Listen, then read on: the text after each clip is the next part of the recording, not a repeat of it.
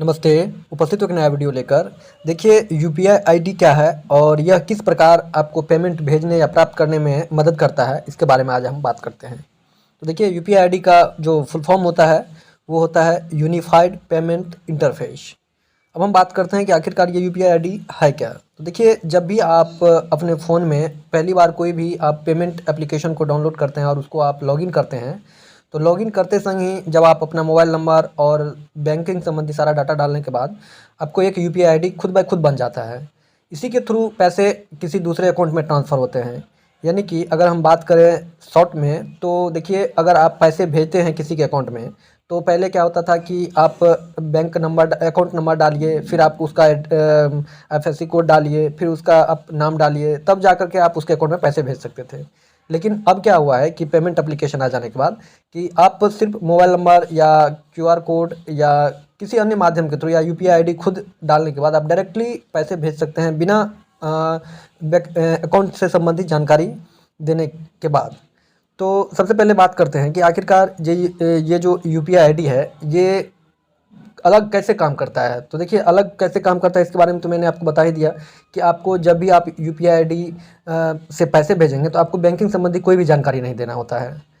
तो अब बात करते हैं कि आखिरकार ये यूपीआई आईडी बनता कैसे है, आएगा कहाँ से मेरे फ़ोन में जब हम यूपीआई से पैसा भेजेंगे। तो देखिए ये यूपीआई आईडी जो ही आप कोई भी पेमेंट एप्लीकेशन डाउनलोड करके आप लॉगिन करते हैं या उसमें अपना आप अकाउंट रजिस्टर्ड करते हैं, जैसे कि फ़ोनपे, गूगल पे, पेटीएम, भीम यूपीआई जो भी है, उसमें अगर आप जो ही आप अपना आपको रजिस्टर्ड करते हैं तो रजिस्टर करते समय आपका एक यूपीआई आईडी बन जाता है। उस यूपीआई आईडी के थ्रू ही पैसे ट्रांसफ़र होते हैं। जैसे और इसका ज़रूरत क्यों है फ़ोन में पैसे भेजने के लिए, तो देखिए बताते हैं आपको कि जब भी आप पैसे भेजते हैं तो कभी-कभार क्या होता है कि नेटवर्क इश्यू के कारण वो पैसा फँस जाता है किसी भी रास्ते में, या आपको जल्दी भेजना होता है। तो फिर आपको क्या होता है कि बिना आप ज़्यादा इन्फॉर्मेशन देने के बदले ही आप तुरंत पैसा भेजना हो तो सिर्फ आप मोबाइल नंबर डालिए या क्यूआर कोड स्कैन कीजिए या आप यूपीआई आईडी डायरेक्टली उस जो प्राप्तकर्ता है उसका डालें और डायरेक्ट आप उसके अकाउंट में ट्रांसफ़र कर सकते हैं। तो इसलिए यूपीआई आईडी को इजाद किया गया जिससे कि सेकंडों में पैसे भेजे जा सकते हैं। तो आप चाहे क्यूआर कोड से पैसे भेजें या मोबाइल नंबर से पैसे भेजें या पर्सनली आप यूपीआई आईडी से पैसे भेजें, जो भी पैसे जाते हैं वो यूपीआई आईडी के थ्रू ही जाते हैं। ऐसा नहीं है कि आप मोबाइल नंबर पर भेज रहे हैं तो मोबाइल नंबर का कुछ लोचा है कि उसके अकाउंट में मोबाइल नंबर रजिस्टर्ड है तो इसीलिए हम उसके मोबाइल नंबर से डाल दे रहे हैं, ऐसा नहीं है।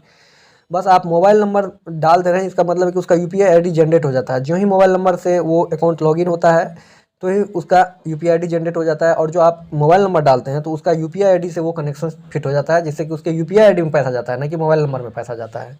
तो ये आपको हमेशा ध्यान देना होगा। चाहे आप क्यूआर कोड से भी, अगर आप क्यूआर कोड से भी आप स्कैन करते हैं तो वो भी पैसा यूपीआई आईडी के थ्रू ही जाता है।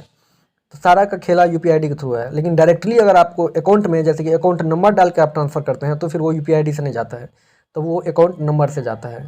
तो यही था यूपीआई आईडी के बारे में थोड़ा सा कुछ अलग जानकारी। आशा करूँगा ये वीडियो आपको पसंद आया होगा। ये वीडियो पसंद है तो मेरे चैनल को सब्सक्राइब कीजिए, वीडियो को लाइक कीजिए और ज़्यादा से ज़्यादा शेयर करना ना भूलिए। धन्यवाद।